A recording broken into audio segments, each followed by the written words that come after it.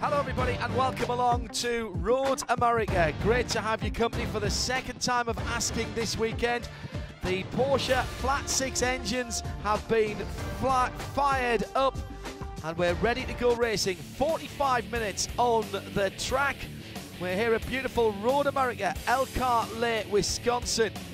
Been here since the 1950s and the 14 corners and just over 4 miles has seldom changed since then. It's pretty much exactly the same layout. Action areas at turn 1, the first corner, very fast. Downhill braking at turn 5. Turn 8 at the bottom of Harry Downs that leads into the signature carousel. Then downhill into Canada Corner, and from there it's uphill all the way to the start-finish line.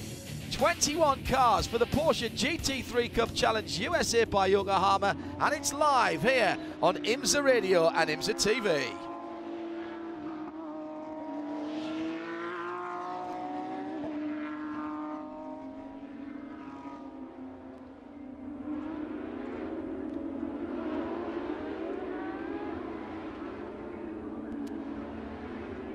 Little bit of high cloud, but nothing to worry about. The cars are rolling out behind the pace car as it now is. It will be a safety car if we see it again, the Porsche GT3 991. I'm John Hindhaugh, Jeremy Shaw is alongside me, and here's how the 21 line up for the second race here at Road America this weekend.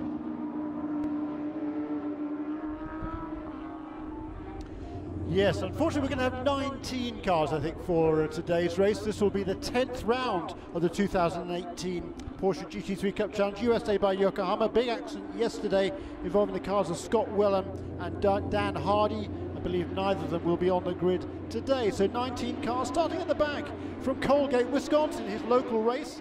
Pretty much new to racing is Greg Palmer aboard car number 44 for Kelly Moss Road and Race. 1 row ahead of him on the grid, car number 12 from Mexico, Eduardo de Leon for JDX Racing, and for TPC Racing, car number 5 is Rob Ferriol. 2 more Gold Cup cars ahead of them on the grid on row 8, car number 42 for Top Racing, that is Bill Smith, and Kurt Vazekas in car number 52 for Kelly Moss Road and Race, won yesterday's race, having worked his way all the way from the back of the field.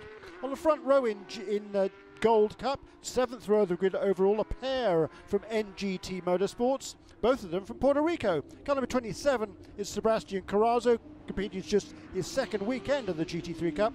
And the series leader, car number 25, Victor Gomez, the 4th. Row 6 of the grid is Mark Cavami for JDX Racing in car number 43. And for Wright Motorsports in car number 20 alongside is Fred Pordad.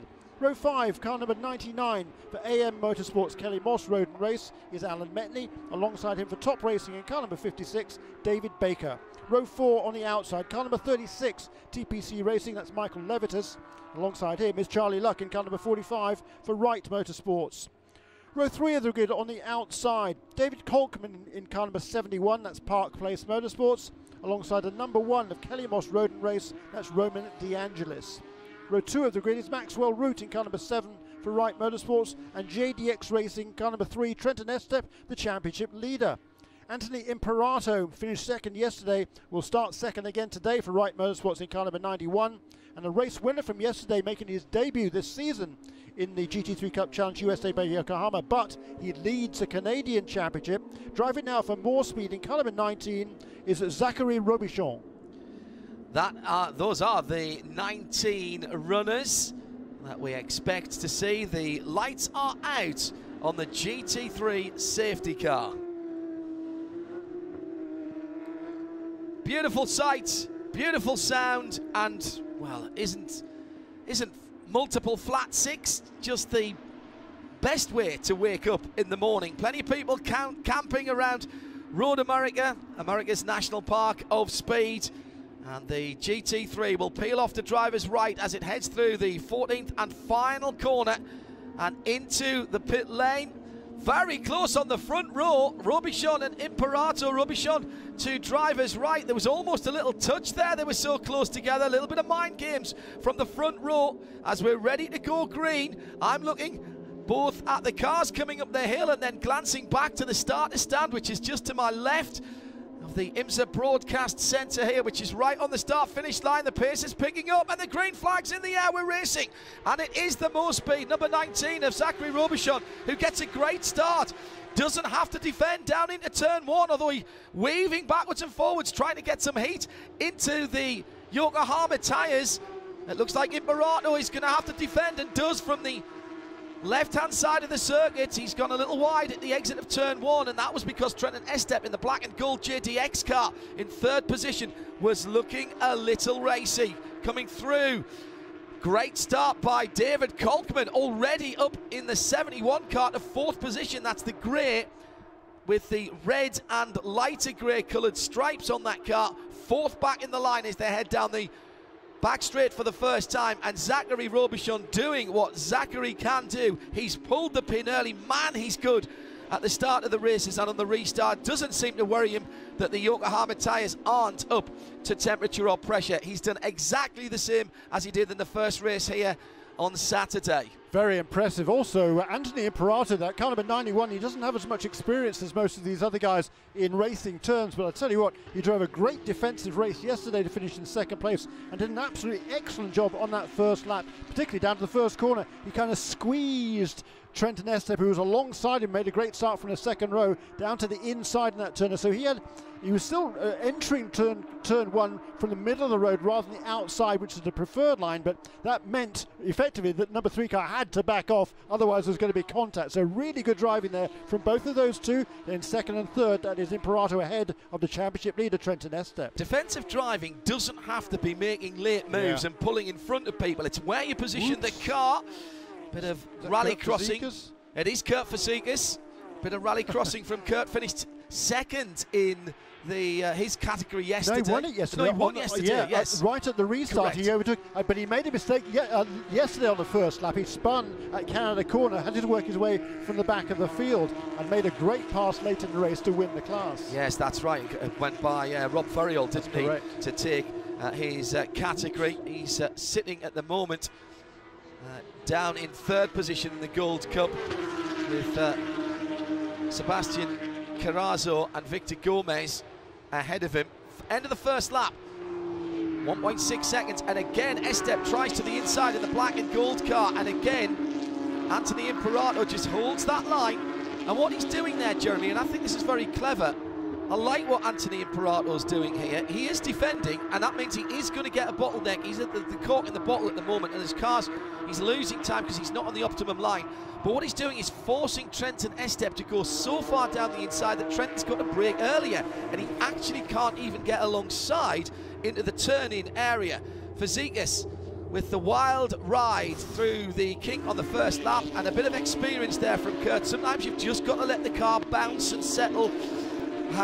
Soft hands, don't touch the brake, and just feather that throttle back, and that's exactly what he did, and sort of coaxed the car back onto the asphalt of the racing circuits. I bet the heart rate went up a bit there. Persuaded it back on the road. Yes. Coaxing is a great word, and exactly right, because I was talking to Kurt just a few minutes ago actually, and he was telling me that he was at a bit of a grandstand view for the big accident that took place yesterday down there, and it just the car came across the road, just missed him at that same point on the racetrack, having done pretty much the same thing. Yes. So he kind of knew what he needed not to do, and he did it perfectly there, and lives to fight on in this race. Cost him a little bit of ground, but he won't worry about that at this stage, because yesterday he moved up through the field really well. Yes, we saw that this track is quite hard on the Yokohama tyres, and you do have to be a bit sensible. Now, what I've just noticed is that Kurt Fazekas has lost the little rubber chin spoiler from underneath the front of that number 52 car. It's sitting just beyond the kink, and that is going to be disastrous for him through the faster and some of the slow corners. It is absolutely imperative to the turn-in of the car. He's going to be plagued with understeer for the rest of the race. It's always been the case on the Cup cars, going back many years when I was involved with Porsche Carrera Cup UK and doing the commentary for that, right through more recent years with Middle East and with the Porsche GT3 Cup Challenge USA by Yokohama here in the USA. You can barely see it, and it's probably only an inch and a half thick, just fitted underneath the front of the car, and it just pushes the air and manages the air around the front of the car. And with that gone on Fazekas' car, he is going to struggle massively. You're absolutely right there, John. And I was talking to several of the drivers this morning about basically about how they approach the kink, and you have to just just a dab of the brakes going into the kink for exactly that reason, to settle the front of the car and get the air to actually work on that splitter and allow a bit of grip to turn into the corner. If you haven't got that splitter, it's going to be a major headache, particularly in the kink, but really in all the corners as well. Yes, lifting right off the throttle, not always the right thing to do. That can actually unbalance the car in the wrong way, get the weight going backwards rather than forwards. Exactly, so you have to lift off well before the corner and then get on the power. As soon as you turn in, you're hard on the gas thereafter. You're committed from that point onward, but it's going to be making it much more difficult now for Kurt Fisicus to get on that throttle and carry the momentum down to Camber Corner. That's why there's a big train of cars behind him. Fisicus is sitting in second place now, so he has managed to get past Rob Ferriol and Bill Smith, but his fastest lap time some 3 seconds slower than Victor Gomez, who leads that class down in 13th position. At the head of the field, Zachary Robichon is clearing off 2.1 seconds. Imperato, for the moment, has weathered the storm in the mainly white car, the number 91, in second position, and he's built himself a couple of tenths of a second, which means at least just for a couple of corners he's not having to defend. That means he can take the more optimum line through Canada Corner, which he is now at and through. And in fact, Trenton Estep is more, I think, got his attention drawn to David Kolkman in the Park Place car, the 71 car, behind him in 4th position. And right there as well is Maxwell Root, and Roman De Angelis is about to link on and make this a 5-car battle for what is second place down over. Behind that, Charlie Luck is a couple of seconds further down the road in the red Porsche with the green bonnet, and it is now effectively, Jeremy, 5 cars battling for second position, and Imperato's going to start to feel that heat being turned up again now, as Trenton Estep has probably just taken the mirror off or tilted it up. He's not now looking at David Coltman, he's eyes on the car that he's trying to catch up. Battling down into turn 3, Fred Purdad on David Baker, the number 20 car, got position then, might have just sneaked through. Couple of 3 cars further back, the NGT number 25, the light blue and bright red car, that is the leader in the GT3 Gold category. That's the previous iteration, the Gen 1 991 Cup cars. No, Baker did hang on to it with that white car with the blue front, the Apex machine. He's underbraked rather, and outbraked himself, and he's gone too far at turn 5. That's a tricky position to get yourself into. If you miss your braking point by even 6 inches or a foot, you're going to go wide there because gravity is pushing you down. That's quite a steep downhill there. And Fred Purdad, who'd already been putting some pressure on David Baker, has now gone through and taken that position. He is up to 8th position now. Yeah, and second in the Masters class. The flash of green and red that just went through the screen. That's Charlie Luck. He's pulled out a little bit already over the rest of these guys. He was the championship leader in the Masters category. He's had a really good season as Charlie. He's had 3 wins in the first 4 races, but he struggled a little bit at Watkins Glen, but did finish second yesterday as a result more of various other dramas for other drivers, in fact. But he's leading the Masters category now and looking pretty strong. But David Baker, he's moved up into second place, and he's going to try and track him down. And right behind David Baker, or Fred Purdad and David Baker, I should say, are Alan Metney and Michael Levitt as well, and Mark Kavami is hanging on to that train as well. So it's a really good battle there for second place in Masters. Sebastian Carrazzo in that very distinctive lime green with red stripe car, sitting at the moment in 5th in the gold category, the number 27 car, 17th overall. And just to confirm that the 2 cars involved in the big accident yesterday, the 61 of Scott Wellham and the 69, the Hardy Porsche, those guys did not start the race today. Another incident at the kink, and that was for the 27, and that's how it lost the position to Greg Palmer. Yeah, he lost a couple of places actually. Eduardo de Leon gone through as well. But he's managed to hold on to that little bit of rubber that's just underneath the front of the spoiler on that number 27 car, so he's not going to be as disadvantaged as Kurt Fazekas. And in fact, Kurt Fazekas has been repassed by Bill Smith in the battle for the GT Gold category. So now it's Gomez from the 42, the bright orange Porsche of Bill Smith, and then Kurt Fazekas in that purple car, the 52. He's dropping back and he'll start to struggle. We've still got 35 minutes left to go, and the front Yokohama tyres on Kurt Fazekas' car are going to take a pounding in that next half an hour plus. Yeah, this battle of second place is pretty tight in here, with Anthony Imperato ahead of Trenton Estep, David Coltman, Roman DeAndres and Max Root. Those last two changed places, didn't they, by the way? So number 1 car's ahead of number 7. Yes. Yeah, that he's just whizzed through there. Yeah, he has. So that's the change. Roman DeAndres getting back to where he started. David Coltman's got past both of those two, both DeAndres and Root, who's back in the 6th position. But good battling. But up at the front of the field, Zachary Robichaud, his last 3 laps done. We've just completed 4 laps. We're coming up to complete 5. He set the fastest lap on each of the laps. It was 2 minutes 12.60, 2 minutes 12.56, 2 minutes 12.52. Love it. That's why he's turned the fastest laps race, but it's super consistent. That's why he's pulling away. Jeremy, we've seen in the past in this category that championship contenders have been able to win from deep in the pack or win from the front, and at various times I call it pulling the pin, basically just setting off. This young man seems to be able to do it right from the start of the race, even on cold tyres. It's an extraordinary skill to have, to be that confident at the start of the race when potentially is the most danger to somebody starting the front row. And Fazekas has gone around. Kurt Fazekas has gone around. The big gap underneath the front of that car is where the rubber should be, and he's lost that car and spun it, and that is him out of 3rd position in the gold category. Didn't see any damage on the car, so not sure whether it was induced. Meantime, David Coltman is going for 2nd, is taking 2nd. Estep must have made a mistake at turn 3, because Coltman was already in position in that little left kink on the middle straight, if you will, behind the paddock area. Oh, Fazekas did get some help. Rob Ferriol, little tap alongside him, and then again coming through the 13th corner. That's very quick indeed. Ferriol off the road himself in the number 5 car, and that's allowed Bill Smith up into 2nd in the gold category, and going up to 3rd, Eduardo de Leon.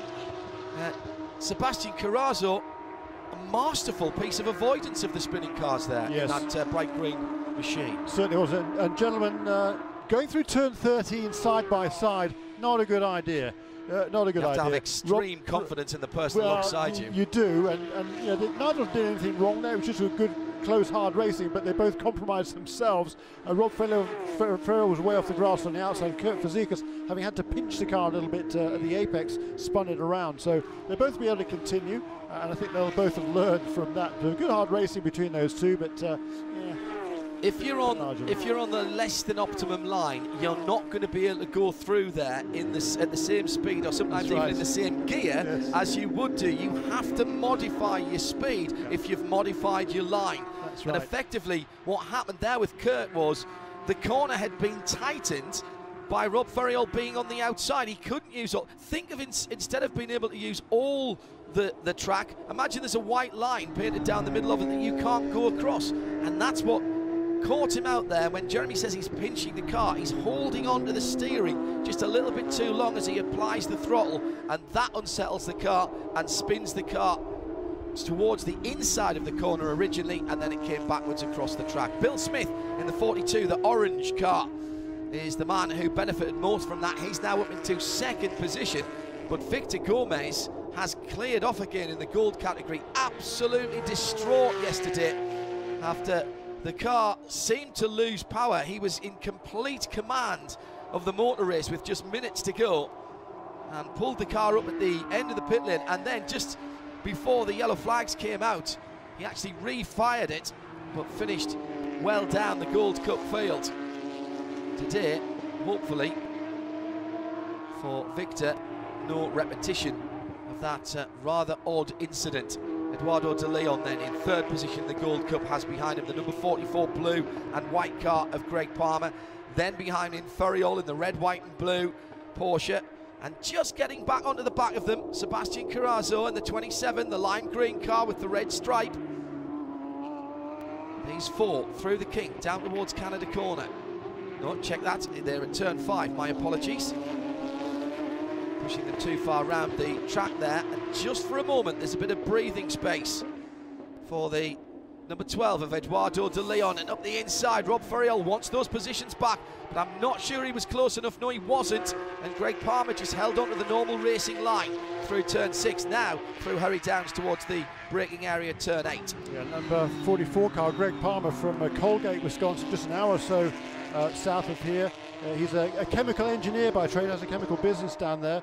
He calls himself a chemical geek thing, is the symbol on the front of the car, along with Cops Industries, which is the name of his business there in Colgate. So he's pretty much new to racing, just done a couple of years of racing, but really did nothing before this. So he's doing a really good job here, and he's just gradually gaining experience, loving working with Andrew Davies, who's the driver coach there at Kelly Moss Road and Race, and just loving every minute of it and getting better and better all the time. But he's done a little bit of club racing, but he was just telling me this morning how different this level of racing is. This is not club racing now. These aren't easy cars to drive either, Jeremy. It's often been said that some very good drivers have never got their heads around driving Porsches, and particularly Cup class Porsches, which don't have traction control. And in the Platinum category, there are no ABS on the car as well, although you're allowed it in the Masters category. So these are cars that you have to drive, have to do the right things at the right time.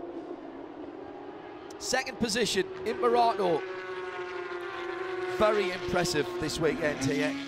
He's pretty much been under pressure right the way through both of the races so far. Still half an hour to go in this one, but he's not getting flustered, Jeremy, and he's driving his lines. Well, he absolutely is, John, and all these guys behind him, this train of what, 4 cars behind him, and these are all really talented youngsters who are looking to make a career out of this sport.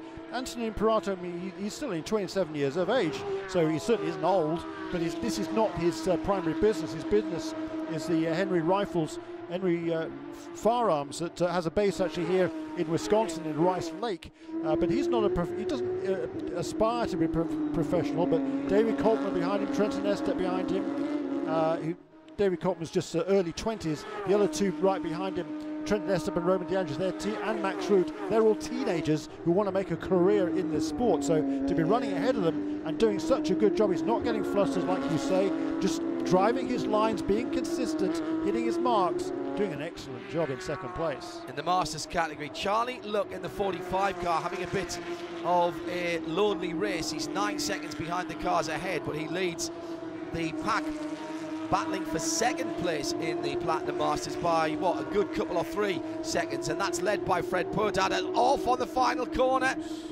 That is Mike Levitas in the 36. Managed to hold on to it, but gives himself a scare and might just have allowed Mark Kavami through. Yes, he has, I think. Yeah, Kavami's right there. No, I wasn't able maybe to make hay on that one. At the moment, the man who's most likely to move position is David Baker, the middle of 3 Porsches heading down the hill to turn 3 at the moment. Purdad in the 20, the red, white and blue from the mainly white with red, yellow and blue, and then the almost all white 99. That's Alan Metney. Had a huge accident here last year down by the kink. Very unforgiving down there. Huge outbraking manoeuvre tried by David Baker. That was very ambitious. He actually almost pulled it off. Rather surprised himself, I think, and may have just fluffed coming out. Oh, and he's moved over on Metney. That was poor driving by Baker. Well, he was still trying to save his life coming out of turn 6, to be honest. He didn't look alongside him, and the number 99 car was right there. So, yeah, he'll probably get a little bit of a ticking off from that from the stewards. That's cost Metney some time. He did a good job, actually, a very good job to save it. Great. But you're right, let's have a replay of what happened here. You can see David Baker, he comes off the corner, and then he moves across. I mean, you move across there to the left-hand side of the racetrack to take the right-hander ahead of you. So that's what you do. And if you put your nose in that position, I mean, he wasn't alongside him, Metney, so I'd say that was a shared responsibility there. The only thing I would say is Baker was well off the track coming out of 6, and you've got to be careful coming back on. It's about the normal racing line coming out of 6, though, isn't it? I mean, you use the curb there as much of the asphalt as you can. If it looks like hard standing and the racing driver thinks he can use it, he's going to use it. Right. For a moment, Alan Metney's car turned into a flat 6, very fast lawnmower. He has got a bit of grass debris in the intakes there. It's the oil and water coolers behind there. The engine at the back, of course, classically in these 911s. The days of the oil coolers and the radiators being right up front on the edges and extremely vulnerable to even little taps like that. Well, they have been moved back to a slightly safer spot in the cars, but even so, you don't want to be banging wheels like that and getting the cars on the grass. Meanwhile, second overall, still Imperato, still, I mean, if it's Coltman behind now, of course, having made that pass a couple of laps ago.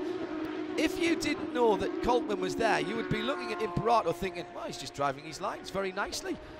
Coltman is there, and Imperato refuses to be intimidated. He's backing his own talent here, and I think that's really smart. How often, Jeremy, have we seen drivers, particularly less experienced drivers, who drive too much looking in the mirrors and not that focus forward that we often hear drivers talk about? Well, Imperato at the moment, an absolute textbook case of focus forward. He's not worried about what's going on behind him. Meantime, battle for the gold category, and the 27 of Sebastian Carrazzo trying to make a little bit of ground there on the number 44 of Greg Palmer, as Rob Ferriol had already gone through at turn number 3.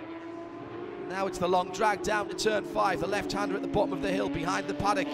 Great spot for spectators. So many great spots for spectators around this 4-mile circuit. Good driving there and good respect for both those two. Greg Palmer made sure he left in just about enough room for Rob Ferriol. He's able to make the pass. Kurt Fazika's onto pit lane, giving up the unequal struggle with that splitter gone. They're going to bolt a new splitter on and send it back out again. It's going to cost him a lot of time, but at least he's going to have more fun driving the car, John. I think one of the problems is there's remnants of the old piece of rubber still on there. It's a push fit on this, believe it or not. There is just a lip on the front of the car that goes on, and it's what's called in engineering terms an interference fit.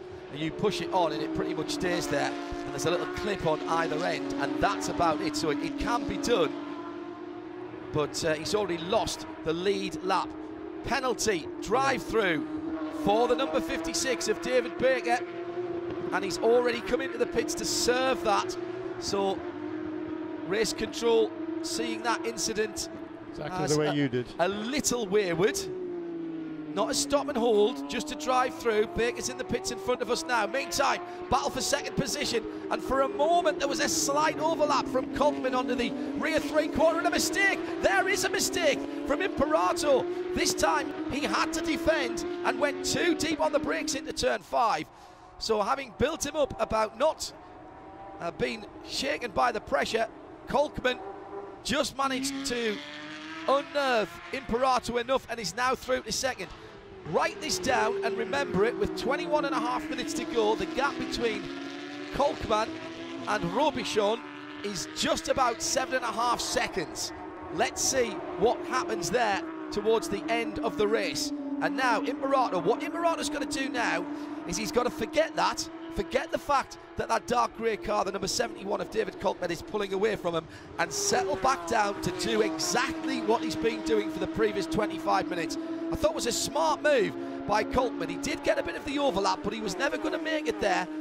But Imperato just maybe half a car's length, not even that, late on the brakes, and went wide, and Coltman could see that coming and just squared the corner off, took the position, new second place car. Exactly, and the problem there for Imperato was that he wasn't on his usual braking line, which is more to the right-hand side. He was defending a little bit there in the middle of the road, so given that, you need to brake a little bit earlier, and he probably didn't. He probably braked about where he normally does, so that cost him a little, he just lost the momentum through the corner. David Coltman said thank you very much indeed, moves up into second place.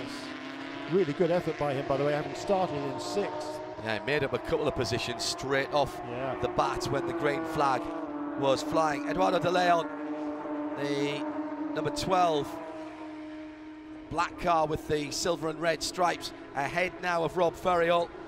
Ferriol has got by David Baker. Well, Baker's now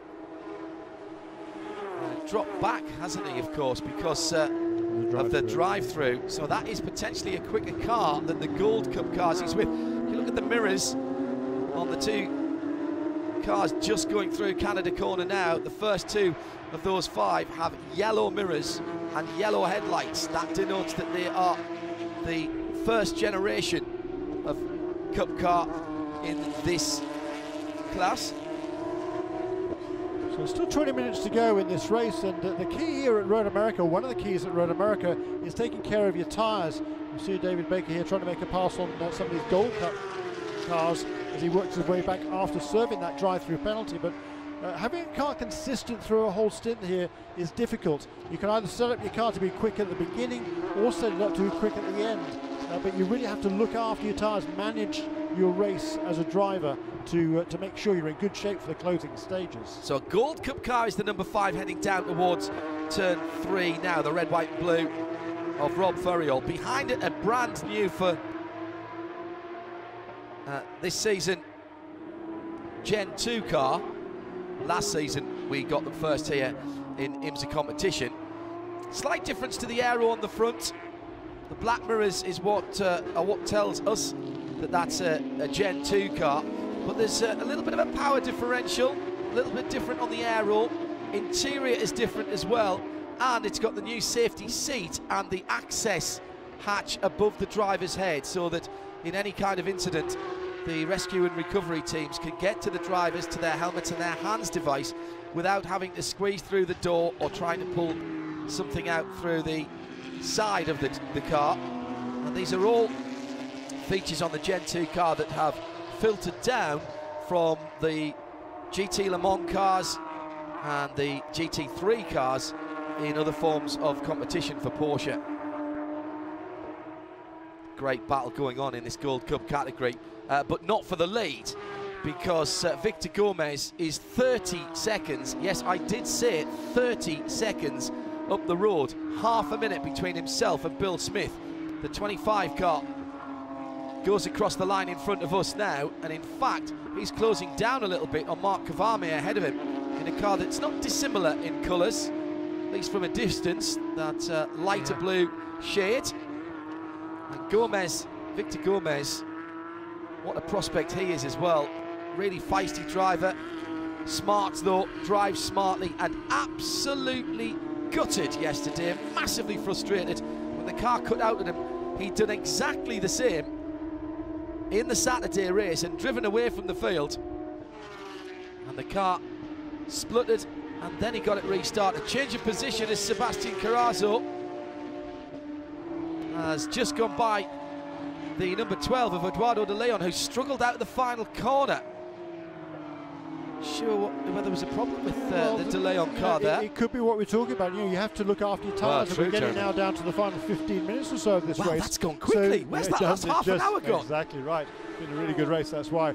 But you know, you've got to look after your tyres. If you don't, then it does get particularly loose in the closing stages. It's therefore easy to make mistakes. But Zachary Robichon out the front of the field, what a job he is doing. Just fabulous consistency. He's just pulling away even after Coltman's got up into second place. Robichon extended his lead by another half a second on that last lap.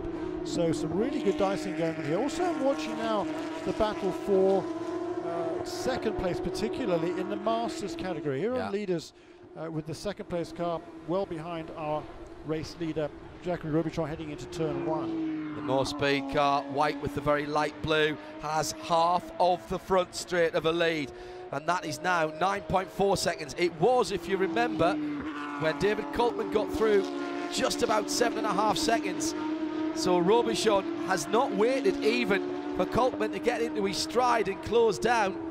He's decided to really break the heart of the young German driver in second position. He's not going to let him get a sniff of the tailpipes of that leading more speed car, the number 19. Coltman's pulled out just over a second on the battle now for the final spot on the podium. Imperato has, as I thought he might, just settled back into his rhythm now, and even the massed ranks and experience and talent of Trenton Estep and Roman De Angelis have been unable to find a way by the dark-coloured rear end of that number 91 car of Imperato ahead of them. Yeah, both of these two youngsters, they're first and second in the championship. Number 3, Trenton Estep, number 1 of Roman De Angelis.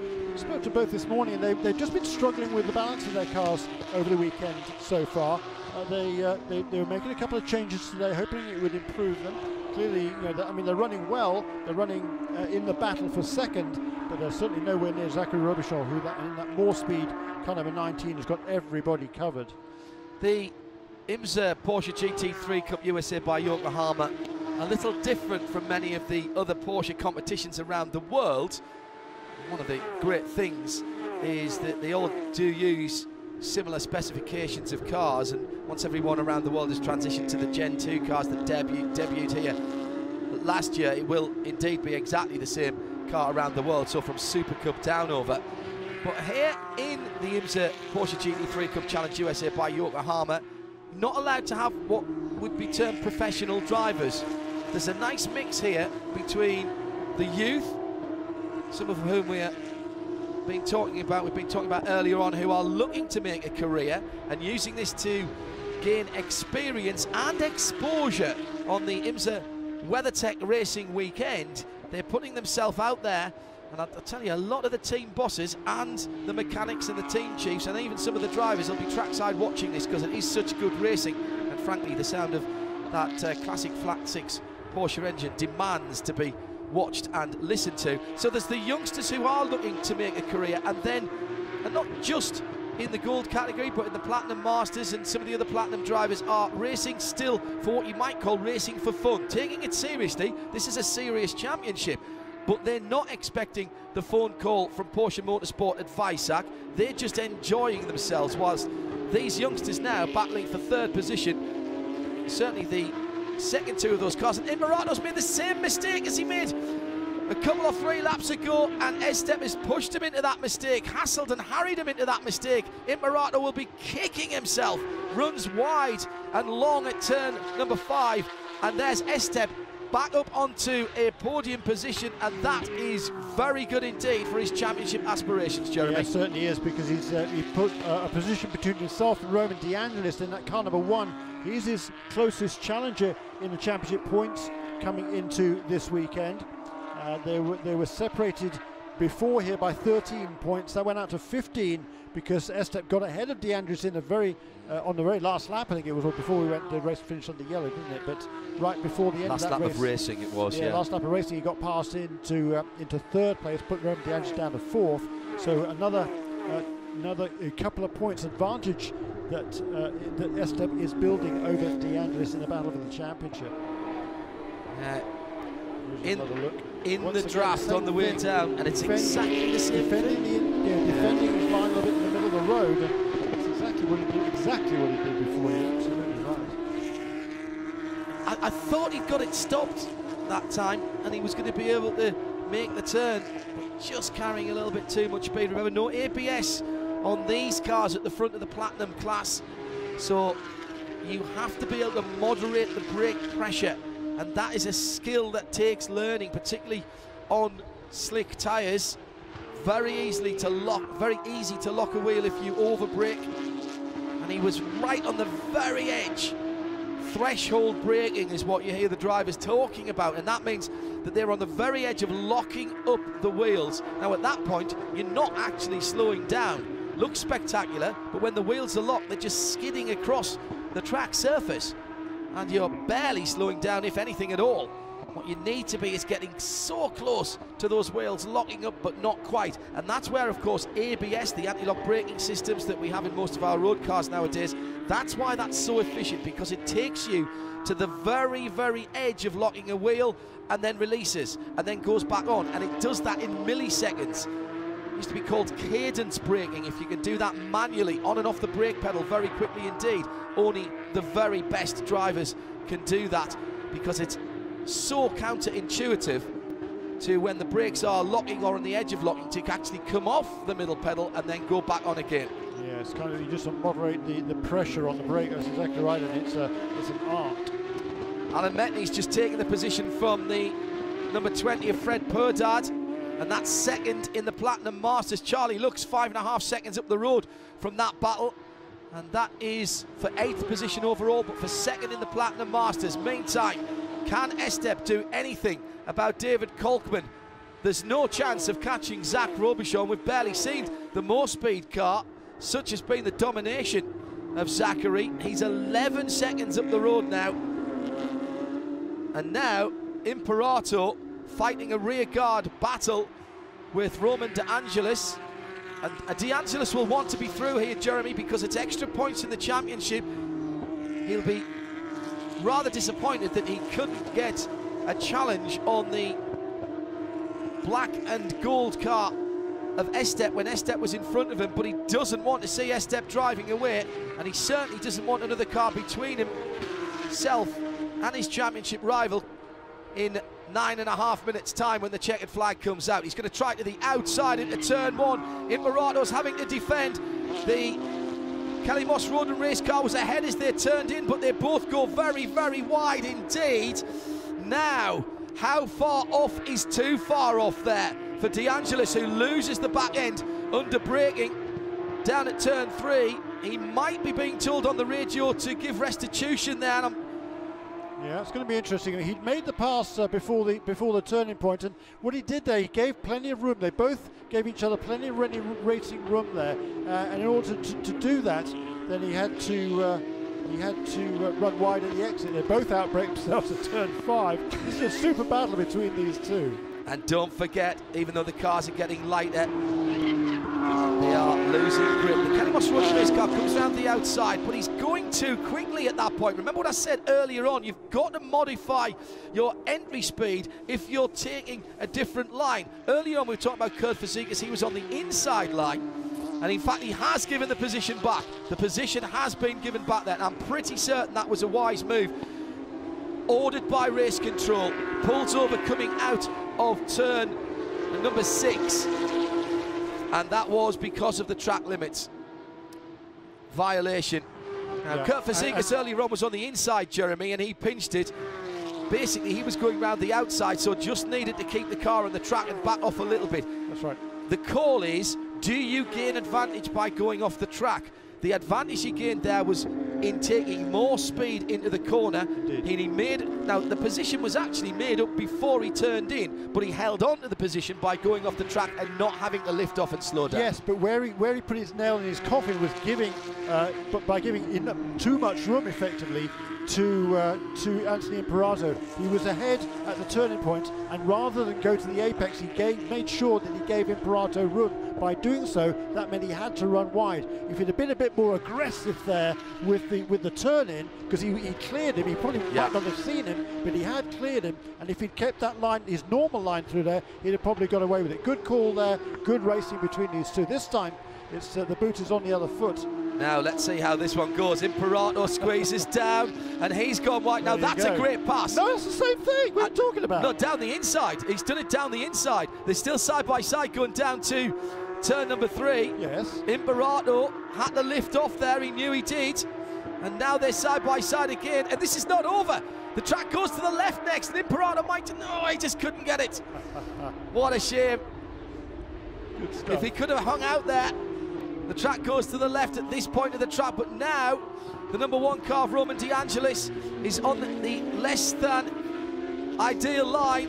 Imperato tried to get the cut back, but that was very clever driving by De Angelis. Yep. He parked the car on the apex so that the car behind him couldn't get the cut back. This is great stuff from these two. And 2 big black lines of Yokohama rubber laid down on the exit of the first corner, by the way, by De Angelis. He thought, right, he's going wide. I got pinged for that last time. I'm gonna make this really hard for him. Let's get up the inside as quick as I can. Meantime, for second place, David Kolkman, with nearly 6 minutes left, has been caught by Estep. And this is even worse news for Roman De Angelis, because this could be another position for his championship rival and more points going to the black and gold car and not to his number 1. There's no chance of either of these two catching Zachary Robichon. It's 12.5 seconds. The number 19, the white and light blue Merspeed car, is leading, and Coltman's having to defend now. He's feeling the pressure, not on the full racing line. That's costing him time, and Estep's there. Tyres wearing, drivers getting tired, concentration levels have to be kept up. The car's getting lighter, you're burning off the fuel, but these cars are getting lively now. You can see it. And the lap times are just going out a little bit. Robichon, by the way, beautiful Sunday drive. What's all this fuss about, he'll be thinking? Yeah. He's over the top of the hill and gone yeah, before the other guys can even see him. That's right, exactly right. As far as he's concerned, he's the only one on the track at the moment. He's not seen anybody. It's a long enough track that he probably won't lap anyone. So he's just on a, it's like being on a private track day at the moment for Zachary Robichon. Yeah, what a good job he has done this weekend, stepping in Will Hardeman, the regular driver in that number 19 car for more speed. Unfortunately, he hasn't been able to make either of the last couple of races. Got some issues at home, and we wish the Hardeman family all the best there. But unable to come to the races, they've got commitments to its sponsors, so they needed somebody in the car. Gave the call to Zachary Robichon, who's leading the championship north of the border. What a job he has done. It's been an awful day for Kurt Fassikis, who is on the infield in the purple People Eater, the 52 car, with that front rubberized spoiler, bib spoiler replaced. He's now heading towards the final corner. It's turn 13, it's done for him twice here, isn't it, in this race? And I think he might be peeling off into the pit lane here, Jeremy, and deciding to give best. He has dropped off the lead lap, of course, even in his class. So the green wheel's not working for Kurt Fassikis. No. Yeah, good point. Just try the pink or the purple next time. He's a character, isn't he? He is, he's great. We like him a lot. 3 minutes and 20 seconds, just under, to go. Robichon just needs to keep the car under him, not make any silly mistakes, keep the concentration going. But David Coltman is by no means settled in second place. Now, the good news for Coltman in some respects is that's the championship leader behind him. So Trenton is not going to do anything silly and risk ending up with 0 points, or at least dropping to the back of the field, which means that David can be a little more aggressive perhaps in his defence, because I'm pretty certain Trenton will have had his orders before he even went out this morning from Jeremy Dale, that he just needs to get this car home and take whatever points are on offer. At the moment, it's third place points on offer. Second is there, a couple of Porsches car lengths ahead of him, but he can't afford to gamble with those points. Yeah, that's right, Hugh. He's been on the podium every race except for one this season, and the one he wasn't taking, he got a drive-through penalty, cost him some time, so slipped back to 6th, but it's been a really good, consistent season for Trenton Estep. Makes the moves when he can, but when he can't, he'll settle for what he's got. Well, Estep was hoping for this kind of season last year and didn't get the consistency, did he? And this is how you put the championship season together. Robichon showing his class at the front of the field and showing why he was the go-to guy for that number 19 more speed entry. It will be the white flag next time by for Zachary Robichon. Slight lock up there and the braking for turn 8 for David Coltman, but he's driven these cars now for a couple of years in Germany, so he knows exactly, different tyres over there, sure, but he knows how these cars feel towards the end of the race. He's got half a season now in North America as well under his belt. He's managing that race well in second place. All of these tracks are new to David Coltman, and he is loving every single one of them. Just wide-eyed when he came here for the first time. Estep planning, scheming, plotting, working out with the racing driver brain. Where am I a bit stronger? Where is he a little bit weaker? Can I manufacture an opportunity in the next 4 miles or so? Leader comes across to take the white flag now. The battle for second is at the bottom of the hill as Zachary Robichon is out of sight, literally well out of sight. He's turning into turn 1, and the battle for second position hasn't crested the hill now. Wait for Coltman coming across the brow. There he is. Oh, flash of the headlights. 10 extra horsepower then for Trenton Estep. He goes to the inside. He's trying to intimidate, trying to draw the attention of David Coltman in the 71 car as they go through turn 1. Both of them just about inside the track limits. Less than 4 miles now for this second place battle, and Estep surely will have the management words ringing in his head. Don't throw it off. Third place will be fine, particularly when Roman De Angelis is behind you. De Angelis is in 4th position, but that's still the points gap opening up between those two young chargers. It's hard to believe Estep's only 18 years of age, but he's a student of the sport. He absolutely loves the sport. He's doing every trick in the book to try and distract David Coltman and force him into a mistake. It's not happening yet. And David Coltman stoically ignoring it. Yes. Probably now, I think if I was Coltman, I might have even just pushed the centre view mirror up to look at the roof and just keep glancing in the side. You can see which side the car comes from. Another little lock up by Coltman at turn 8, but he's got it under control. Now he's got to get out of the carousel well. You can easily overdrive the carousel. That's lovely by Coltman. Just drop the right hand front Yokohama onto the grass in the middle to get the nice run out. Uses the rumble strip on the exit. Now down through the kink, just a little dab on the brakes, then back on the throttle. Oh, he's gone wide, and he may have had to lift off just a tiny bit. Is this the chance that Estep has been looking for? He's on the flasher. He knows there was a mistake there. Estep brakes early and forces the German ahead of him into a defensive move. I think Estep should have been on the racing line there and tried to cut back, but there's still another corner, and then the long drag up the hill. Through comes Robichon, the checkered flag for the more speed, number 19, but we're going to keep looking at this battle into the final corner up the inside. Estep had one look, he's going to have another go. Right in the draft now. I think Coltman's done enough. He has. He's made that possibly closer than it needed to be and crosses the line. The 71 of David Coltman second. Trenton Estep, another good points-paying race for the JDX car. And meantime, in the gold category, Victor Gomez, no repeat of his technical maladies from the Saturday race. He's caught Mark Kavame, so that's actually the battle for 11th and 12th, but Victor won't care about that. He's almost, well no, he's more actually than 40 seconds ahead of the battle for second, which has gone the way of Bill Smith. Rob Ferriol recovering after a couple of incidents to 3rd position in gold, but Victor Gomez will be on the top step of the podium for the Gen 1 cars, the gold category. By the way, it was Charlie Luck who got the Masters result in 7th position overall for the 45 car. Well, a little bit of redemption for Victor Gomez after a disappointing end to yesterday's race. And at least he gets one trophy to take home. Zachary Robichon, Jeremy Shaw, what a choice of substitute driver.